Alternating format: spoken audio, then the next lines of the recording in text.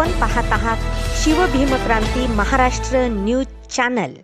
गहाळ झालेले 38 लाखांचे 187 मोबाईलचे पोलीस मुख्यालय परभणी येथे वितरण। विशेष मोहिमेतील अंमलदारांचा गौरव। पोलीस अधीक्षक श्रीमती रागसुधा आर यांच्या संकल्पनेतून व मार्गदर्शनाखाली अप्पर पोलीस अधीक्षक श्री यशवंत काळे साहेब व पोलीस निरीक्षक स्थानिक शाखा गुन्हे यांच्या अधिपत्याखाली पोलीस स्टेशन सायबर यांचे तांत्रिक विश्लेषणाच्या आधारे परभणी पोलिसांची एकूण 14 पथके ज्यात 29 अंमलदार यांची नियुक्ती करून सन 2023 वर्षात गहाळ झालेले मोबाईल शोधण्यासाठी दिनांक 1/12/2023 ते 14/12/2023 दरम्यान 14 दिवस विशेष मोहीम राबवण्यात आली। याच प्रकारची मोहीम यापूर्वीही श्रीमती रागसुधा आर पोलीस अधीक्षक परभणी यांच्या मार्गदर्शनाखाली यशस्वीपणे परभणी पोलिसांकडून राबवण्यात आली होती।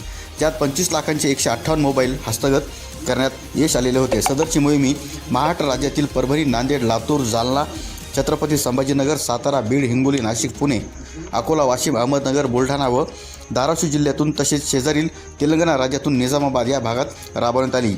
या मोहिमेअंतर्गत मिळून आलेले 187 मोबाईल ज्यांची किंमत तब्बल 38,09,260 रुपये सर्व किमतीचे सर्व गहाळ झालेले मोबाईलचे तक्रारदार यांना संपर्क करून त्यांना 15/12/2023 रोजी परभणी पोलीस मुख्यालय येथे बोलावून पोलीस अधीक्षक आर रागसुधा यांच्या हस्ते वितरण करण्यात आले। तक्रारदार यांना त्यांच्या महागडे मोबाईल पोलिसांच्या यशस्वी मोहिमेमुळे मिळून आल्याने सर्व सामान्य जनतेकडून समाधान व्यक्त करण्यात आले आहे। सदरील कार्यक्रमास पोलीस अधीक्षक परभणी श्रीमती रागसुधा आर यांच्या समेत अप्पर पोलीस अधीक्षक श्री यशवंत काळे साहेब उपस्थित होते।